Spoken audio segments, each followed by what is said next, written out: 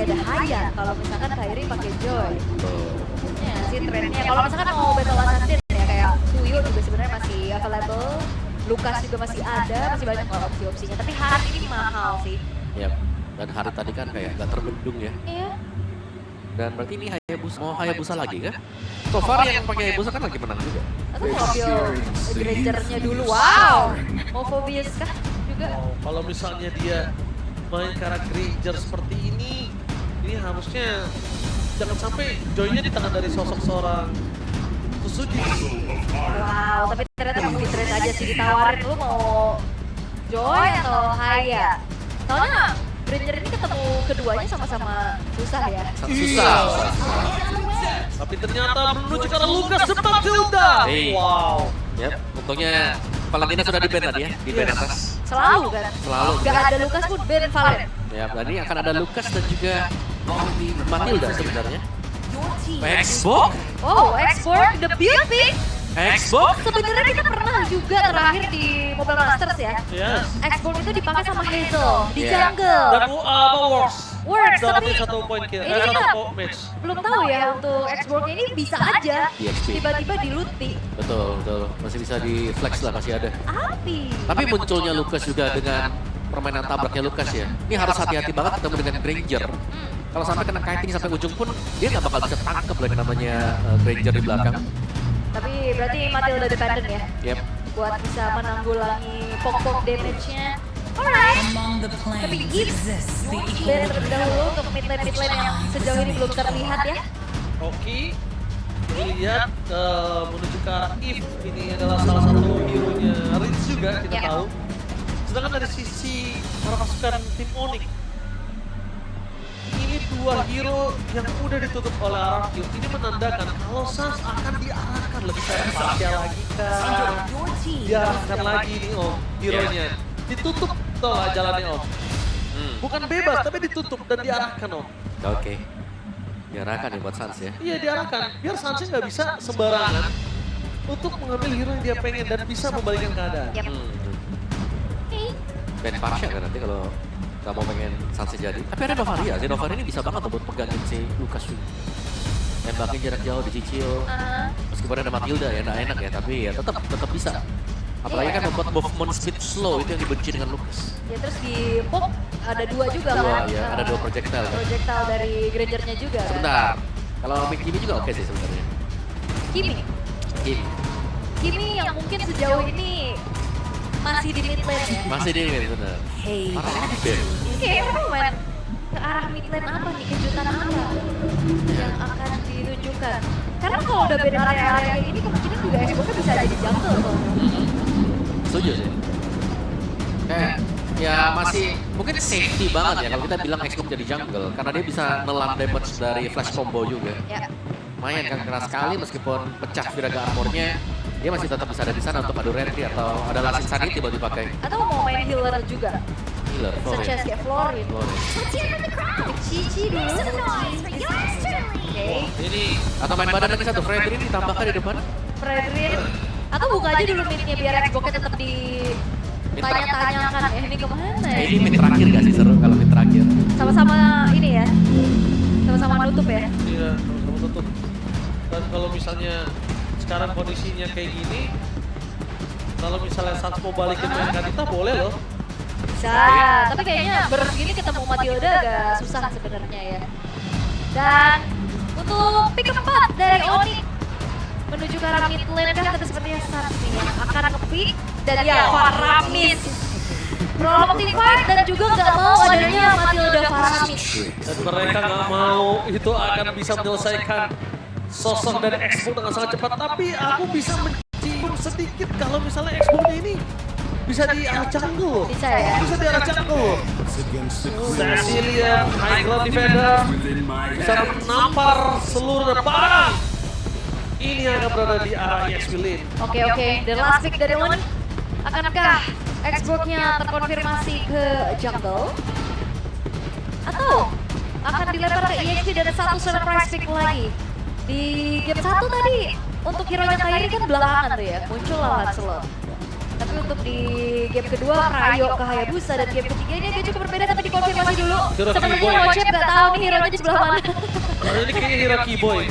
Hero Keyboy Kalau ya. menurut gue ya. Uh-huh. Oke. Ini dia. Kita bakal lihat last pick dari para pasukan tim Onyx. Apakah menggunakan Expo terhadap sosok yang ternyata digeserkan tiba-tiba posisinya. Iya. Lebih menggunakan Benedetta. Benedetta EXP yang sudah lama kita tidak lihat ya, yang harusnya juga tetap build ke arah defensif Om. Dan juga seperti apa nantinya Xbox jungle, kita udah lama juga nggak ngeliat Kairi dengan adanya utility jungle lebih main agresif, dan sekiranya Kairi ini nggak bakal semenangis di game sebelumnya. Tapi gua sangat menyayangkan Kairi potensial sangat bisa terbuka dengan hal-hal yang lain. Jadi kalau menurut Al, Ya, apakah ini akan mampu mendapatkan poin untuk tim Onyx? aku sih RRQ ya kalau draft ya. Oke, kalau draft RRQ, so one last game. Oh ini. Mampukah Onyx kembalikan atau bahkan RRQ yang berhasil memenangkan leg kedua di Soe Paladina? Mana tepuk tangannya? Let's go to the lane of down. Match point di depan mata untuk keduanya juga, tapi ya kita akan melihat bagaimana gameplay agresif dari Benedetta EXP yang muncul lagi. Harusnya secara movement, secara clear power juga, ini dia punya keunggulan. Tapi ya sejauh ini melihat dari Savero yang berubah head to headnya nih ya. Tadi dia 2 kali pakai Harit, dan apakah akan kembali menjadi Shadow Damager, karena kebetulan untuk Kairi lebih ke utility aja sekarang. Ya jangan sampai mereka juga ke-trigger sama Sans ya. Jangan lupakan ini Sans dengan Faramis ya. Dia bisa tiba-tiba nge-bait, dia bisa kapan aja untuk memberikan pressure terhadap para pasukan dari tim RRQ. Yep. Dan ini dia untuk center emblemnya juga ya, yang sudah kita intip. Inspire bagi seorang Faramis. Ada 2 agility juga yang dibawakan dari Warrior's Blessing, dari teman-teman RRQ. Memaksimalkan movementnya juga. Bayangkan Matilda juga punya movement tambahan, tapi lihat sangat agresif. Makin terlalu dalam Sans ke 4 defensif, tapi di cover oleh sosok seorang Lutfi. Tapi para pasukan dari tim Onyx mereka mencoba untuk memasang tim fight dari mid lane. Flicker dari seorang Rinci yang telah digunakan oleh seorang Kairi. Dibanting begitu saja. Jadi balik itu semua, para pasukan dari tim Onyx mereka belum punya network, dan jangan sampai Sans ini termakan loh. Yap. Oke, tapi ya masih kembali mereda dari keduanya juga. Turun lagi tensinya sampai kita akan menantikan bagaimana munculnya turtle yang pertama. Secara setup untuk bagaimana durability atau prolong team fight, ini harusnya Onyx punya kekuatan tersendiri dengan adanya Faramis.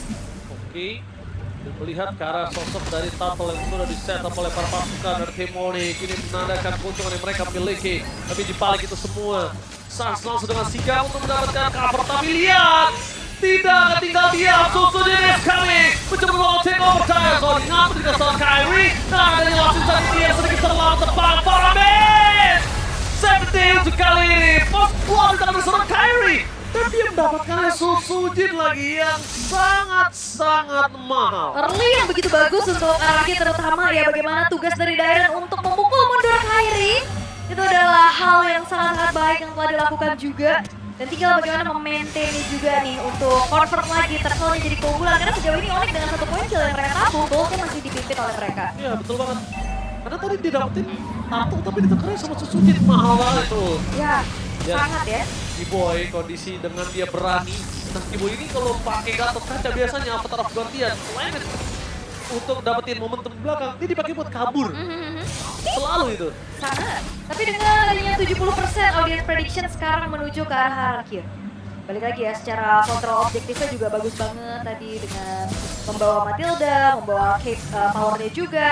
Sementara untuk kali ini Luffy masih cukup struggle di laningnya juga, masih belum ada rotasi yang dilakukan, masih sedikit ditahan terlebih dahulu. Sementara kalau misalkan Onyx ini di bawah kalian, game juga cukup bahaya menurut Ini aku. Luffy yang struggle atau sosok Darren yang struggle? Kalau menurut tahu. Kalau untuk sejauh ini kita lihat Lutfi justru jadi ketahan banget di landingnya. Dia nggak jalan. Oke, berarti kita bisa bicarakan ini kerugian sebenarnya ada di tangan dari sosok Dairon, di mana dia akan dimakan dan para pasukan tim Onyx. Kali ini mereka memasang tim fight ke top lane, menzoning out para pasukan dari tim Onyx dan bakal coba untuk ditutup begitu saja. Apakah akan dipaksa tambahan tim fight? Tapi kalau ada Sans kayaknya tidak deh. Iya.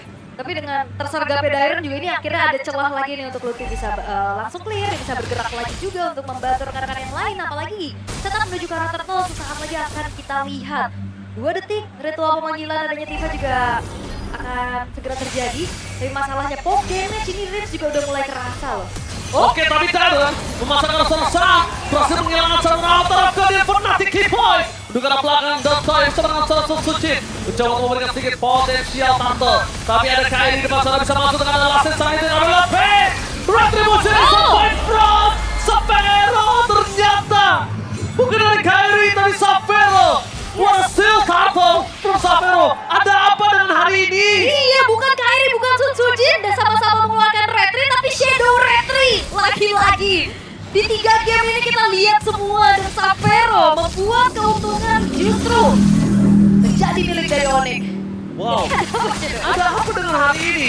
Tapi lihat di depan sana Sapphire, satu sosok yang sangat-sangat baik ketika steal terhadap Turtle di saat 2 orang pemegang Retribution ini available. Oke, dan ini udah mulai dikuasai sih dari area visionnya juga.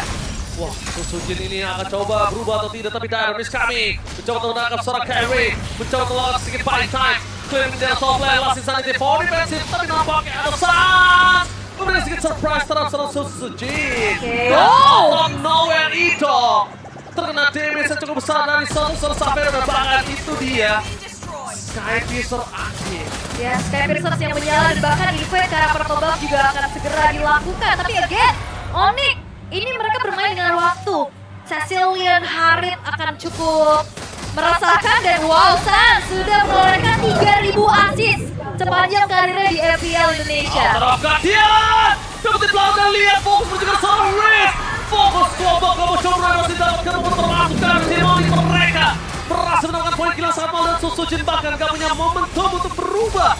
Di sini benar-benar terseok-seok untuk para pasukan dari tim RRQ dan Onyx memiliki mid laner dengan 3.000 assist. Iya, pengumpan handal ya dengan bala bantuannya juga. Tapi untuk sejauh ini 3.300 gold yang dipimpin oleh Onyx dan akhirnya ada sebuah winning condition untuk Onyx adalah mereka bisa nge-split dari ESP lanernya.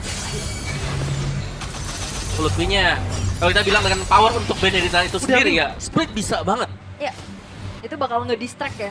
Teamfight 5 versus 5-nya juga dengan movement yang cukup cepat Kairi. Oke, Kairi gagal ditangkap, tapi lembaga coba dipasangkan oleh seorang Tyrant. Following up ke belakang, lembaga Toy udah berbuka dengan ada Sound Force dan sama taruhkan dia on point. Bristol Turtle again. Dua pemegang Retribution tidak bisa memberikan Retribution dan double kill from Lepe. Membuat orang kena TM RRQ para Parana dan hanya tersisa 2 pemain saja. Ada apa dengan Retribution hari ini? Lagi-lagi ya, tadi Sapphire sekarang Rims. Di 3 game kita lihat adanya Shadow Retri. Dan bahkan di match sebelumnya juga ada Om. Ya, bukan hanya itu juga ya. Tidak dijemputkan dan terperakam. Oh my god, Rins dive in yang sangat mahal dari seorang Lutfi. Akhirnya Lutfi lebih bersinar membawa. Yes, dan kapan terakhir kita lihat RRQ mereka tertinggal dengan cukup jauh Jauh. dari early game. Nih, secara ekonomi mereka sangat tertinggal juga. Split push power dipegang dengan Onyx. Dan lihat, extra pressure dari Onyx itu sendiri adalah bahwa mereka bisa memenangkan duel demi duel dan masih menyisakan Sapphire yang belum terbendung sama sekali. Yes, benar banget. Dan kondisi kali ini lihat dari quad laner mereka dengan 6.300 berbanding 4.300 jauh. Ya, jauh banget ini dan akhirnya Lutfi sangat-sangat punya space yang banyak. Dia bisa split, dia bisa delivering damage-nya juga. Karena Lutfi ternyata bukan item-item defense. Item-item ofensif semua dengan tadi modal Hunter Strike dan juga Malefic Roar. Yap, belum lagi bawa Petriva ya. Iya. Jadi satu garis lurus harus berhati-hati kalau sampai ditabrak dengan Lutfi dengan hanya single death untuk dia. Dan lihat Kairi masuk, ambil orange buff juga, membatasi pergerakan Sucin yang memang bisa di-kiting pastinya. Gila, Sucin dimiskinkan banget sih hari ini. Tentu di game yang ketiga dia dimiskinkan total. Ya, tapi sekarang memang lumayan susah ya buat Sucin mungkin bisa menabrak. Memang dia punya Dairon terperangkap dari sana, damage-nya terlalu besar. mundur ke arah belakang tadi Savero masih dengan harta tata net Sonata mencoba untuk memberikan satu buah damage di arah bottom lane karena satu turret sangat mahal, tapi ketika udah ada ancang-ancang dengan Zaman Force dikeluarkan oleh Salatoy, ini tandanya ada satu perintah untuk para pasukan dari tim Onyx untuk mundur. Dan tim fight di arah Lord akan lebih kuat untuk Onyx. Ya nggak mau terlalu terburu-buru juga untuk memaksakan masuk ke inner turret ya. Lebih ke nahan resource-nya. Dan bahkan ini turret-turret dari Onyx belum ada yang tersentuh sama sekali Om. Iya, ini mereka sangat-sangat konsisten juga. Dengan tim fight continuous yang bisa dijaga Nether Realm ada. Ya. Jadi ini membuat mereka sangat powerful dan cukup pede untuk bisa menabrak siapapun ya. Berarti dari Kairi sendiri ini punya nyawa yang sangat banyak. Tenaga armor pecah, Nether Realm masih akan ada juga. Dan dia belum punya Immortal loh. Iya, Masih on the way menuju ke Immortal. Winter. Wah, banyak yang bisa dilakukan oleh seorang Kairi. Dan itu dia. Wah, Lord sudah diamankan oleh para pasukan dari tim Onyx dan Omoa sempat berbicara kalau misalnya early game RRQ berhasil dimakan dan ditepuk. Karena RRQ tidak bisa mendapatkan game tersebut. ya berarti sudah separuh jalan tadi untuk Onyx juga. Lihat item tadi untuk Suns itu sendiri. Lightning Cruncher menjadi second item buat dia. Full damage untuk Onyx. Ya, itu dia ya. Ada ledakan lagi, ada efek burn, ada ledakan. Tapi Om, untuk RRQ kalau misalnya mereka menahan game ini selama mungkin, Oke, apa yang akan terjadi? selama mungkin. Iya. Peluangnya ada di range. Karena menurutku kalau kita bawa sampai late game, Lucas ketemu dengan Granger akan di-kite sampai ujung dunia. Dicicil ya. Dicicil terus-terusan, nggak bisa mendekat dan bahkan langsung dibalikan. Belum lagi depannya masih ada Kairi yang selalu akan menjadi batu ya, batu sandungan untuk bisa mendekat ke Savero. Oke, berarti asuransinya ada di range juga Range. untuk bisa menahan high ground-nya ya. Yep. Oke, tapi masalahnya sekarang Lord juga udah mulai menggerakkan dirinya terhadap inner turret dari bottom lane. Akan memancing lagi pasir dari Holy Defense untuk bawah. Tapi nampaknya di arah bottom lane dengan pasif yang masih ada, mereka agak cukup tenang. Tapi jangan lupakan di arah top lane. Seorang Susujin hampir saja termakan oleh seluruh tim. Para pasukan dari tim Onyx. Mereka mencoba untuk membobol dua dan tiara bottom lane. Apa terjadi for nothing? Untuk dapat dipasang begitu saja. Tiba akan menuju ke belakang. Tapi flanking dari Susujin sedikit terlambat. Dan Toy mencoba untuk memberikan sedikit pressure. Dia bisa belum maksimal, tapi it's okay. The best thing yang bisa dilakukan oleh seorang Toy. Yap, dan ternyata masih juga bisa menjaga ya agar base turret bottom lane-nya tidak berhasil untuk dihancurkan oleh Onyx. Yep. 8.700 sekarang goldnya semakin berguling lagi untuk mereka. Dan Unique Heroes on MPL ID Kairi. Heroesnya 50. Bayangin kalian yang cuma bisa 2 hero. Waduh. Maafin Om. Maafin Om. Nah, hero saya banyak bro. Iya. Tapi gelap semua. Unique. Itu nggak sengaja Om, maafin ya. Oke, tapi sekarang ujian dari RRQ adalah apakah mereka bisa mendapatkan Lord-nya dulu nih. Ya. Yang pertama oke lah, memang mereka bisa nge-hold. Tapi untuk next Lord, kalau didapetin dengan Onyx, base turret mereka terancam akan tercabut semuanya. Ya, dan yang bahaya adalah sekarang Retribution tidak menjadi jaminan. Betul. Dikulitin begini, lihat tuh RRQ nggak bisa megang apa-apa. Karena mereka ngebawain combo ya, Matilda Lucas. Ya ini kok bener-bener dikulitin habis dari semua jangan. Mau main split tuh jadi bisa. Ya, ini ingat, ini Lutfi juga full damage kan. Si Halbert tadi selesai baru dia. Yap. Ini nextnya baru dia bakal menuju ke defense item. Ya, dan walaupun ya kalau tadi sempat kita bahas sedikit ya Om, kayak RRQ tinggal coba untuk tahan aja selama-lamanya sampai dapetin power spike-nya untuk Cecilian dan juga Harriet-nya. Yap. Tapi masalahnya Lutfi ini kayaknya tipikal yang berani tuker. Jadi kalau misalkan dia tabrak ke belakang dan range-nya nggak ada high ground defense, itu kan bakal lumayan berat. Ya. Dan tadi nggak usah nggak usah Lutfi Om bawah. Lihat deh Kiboy juga berani banget dia masuk. Kiboy masuk ke bawah ketika ada turret aja masih berdiri kokoh dia masih masuk. Dengan kalkulasi revitalize-nya juga ya. Tapi sementara itu, dengan adanya Lord, kalau di in-game ini Lord-nya udah jadi Badara nih. Waduh, benar. Tapi Lord ini seharusnya tidak akan menjadi kontes sama sekali untuk lihat bagaimana positioning untuk RRQ juga yang hanya melakukan defense. Dan mereka harus bisa menjaga positioning range Ya. yang wajib banget untuk recover. My God, 10.000 gold difference. Gimana cara RRQ bangkit Om Bowa? Ya itu dia. Sangin glow dari Rins kalau memang hit di target yang tepat. Mungkin bisa, tapi itemnya juga harus bisa mendukung ya. Karena sekarang item dari Rins masih di glowing dan juga wishing lantern. Belum ada Holy Crystal. 2.000 gold mana berasa Om damage-nya? Masih belum, makanya itu dia. Ya, mereka mau gak mau nih harus nunggu. Kalau memang ada overdrive seperti AOG yang pakai perahu dalam, Ya. bisa jadi ada di sana peluangnya. Iya, dan di damage dari Sun juga itu yang tadi mau sampaikan ya. Oh, sakit! Oh my God. Damage terlalu sakit kali ini ternyata dikalah jelas. Sudah bakal flick ke 40 setelah dikeluarkan oleh seorang Sun. Informasinya cukup mahal, tapi Lutfi udah mengeker ke arah belakang. Salah satu orang yang dijelaskan untuk melakukan flanking atau para dan Fana Tank buat pasangan ke depan. Tepat kali lihat point time-nya. Lutfi gagal untuk melakukan point kill. Bahkan jatuh terjadi 2 point kill. Blunder kah? Onyx terlalu terburu-buru. Berhasil melakukan defense terus tidak ada passive turret dengan Lord kali ini. Ini adalah sebuah kerugian untuk Onyx. Sangat. Ini kerugian yang cukup lumayan terasa ya, tentunya mereka kehilangan 2 pemain mereka. Apalagi Lord yang memang berjalan ke arah bawah, mereka coba untuk distract masuk berupaya di arah top lane. Yap. Tapi ini turretnya masih berdiri dan semuanya berfokus di sana. Yap, dan itu yang dibilang tadi kayak mereka sabar aja, mereka nunggu kapan EOG-nya masuk. Mereka kalau bisa pancing di sana dapetin point kill akan sangat bagus sekali. Masa karasan ke arah belakang untuk menjadi defense dan ditong!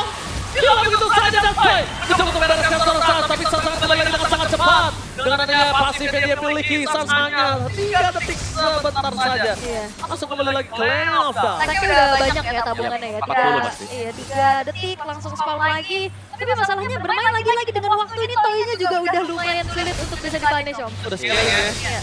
Iya, kalau kita bicara waktu masih dipegang dengan Onyx ya sebenarnya. Tinggal bagaimana cara mereka mengkalkulasikan waktu dari si EOG-nya masuk dan juga dari Electra Vanoblo. Iya, Dua ini yang paling penting. Kombonya ya. Kombonya bener. Kalau sampai ada yang pantas lagi di depan tadi ya, kejadian itu bakal terjadi lagi. Soalnya dari tadi EOG bisa dihindari ya. Bisa. So far. EOG di tempat yang kosong kan Aku tadi. ngelihatnya dari para pasukan tim Onyx kan memancing keributan di arah Lord ya. Dia akan trigger dan mungkin akan Lord menjadi jawabannya. Tapi point kill. Nah, dan kalau bisa ya, kalau mau lebih enak untuk Onyx misalnya mereka mau masuk ya, mereka harus bisa pancing di luar. Gak bisa di area-area yang ada base turret atau ada base-nya juga. Iya, di dalam defensive Benar, mereka karena susah ya. benar selama masih ada Rins yang nggak tumbang, nah itu bakal enak banget. Yap, dan tugasnya mungkin untuk Lutfi ya yang bisa tabrak ke belakang juga dengan damage dealing-nya. Karena secara yang bisa jangkau ke belakang karena ada Kiboy juga, cuman Kiboy tetap butuh follow up. Benar. Dan ya kalau paling dekat dengan dia ya Lutfi ya. Untuk bisa langsung masuk dia. Karena kalau kita melihat dari front to back-nya ya kayak ini bakal menjaga Savero juga. Oh ya itu dia. Dengan masih keunggulan bagi Onyx, tapi RRQ seakan-akan juga mereka masih stay on the game meskipun dengan gate gold yang sangat-sangat jauh nih. Iya, ini luar biasa banget permainan dari kedua belah tim. Mari kita berikan tepuk tangan dulu. Luar biasa. Permainan yang sangat luar biasa dari kedua belah tim. Real Derby memanas kali ini mendapatkan keyboard karena damage cukup sangat dari seorang Winsya. Avatar Guardian of Core Defensive memberikan informasi yang sangat mahal untuk para pasukan dari tim RRQ. Apakah mereka akan memancing keributan kali ini? Yes, dan Radiant Armor ini nggak nahan ya damage dari Rins. Benar. Sudah mulai jadi ya. Sudah mulai sakit sebenarnya untuk Prince-nya. Karena Wishing Lantern dipakai, Defend Blade juga ada. Gak ke Holy ya, tapi langsung ke sana. Yap, dan mulai di-distract sih dengan adanya Lutfi juga yang bisa manjangin lane. Oke, hampir aja ketemu. Wah, itu kalau ketemu Rins bisa tumbang sih, hati-hati ya. Tapi daerah sepertinya tidak memiliki kemampuan untuk bisa bertahan cukup lama di depan sana. Mundur adalah sebuah jawaban. Ada Petrify! Akan dipaksa. Lumayan sakit. Kalau tadi ada Stefan Lo mungkin daerah udah hilang. Tapi untungnya tidak di follow up dan tidak dikomit oleh sosok dari seorang Lutfi. Yap, dan Sutsujin juga sebenarnya ini jadi nanggung ya dalam keadaan under. Dengan hybrid build kayak gini mau nge-deal damage juga nanggung, mau defense juga nanggung. Ya, tapi lumayan sih dia punya Hunter dengan War Axe ya. Ya, Meskipun duanya juga ya Brute Force Queen Swing ini defense item yang bisa memberikan sedikit extra damage. oke. It's okay masih untuk Sutsujin. Bisa jadi badan. Nah, dan Onyxnya bisa nggak sekarang buat nangkap Prince? Ya, itu PR-nya ya, karena Yes. dari tadi kita lihat Sanguine Claw, poke damage dari burst-nya juga sangat-sangat mengerikan. Terutama targetnya jadi ada 2 nih, Rins atau Toy dulu. Ah, dan juga Rin sudah punya Winter. Nah itu. Lebih susah lagi untuk bisa dijangkau. Wah, lihat di depan sana. Para pasukan dari tim Oni bakal memaksa. Yang sudah masuk ke atas lane. Petrus menjadi garda utama, tapi itu menangkap. Sukujin! Dan kalau Riz sudah tumbang, ini pecah!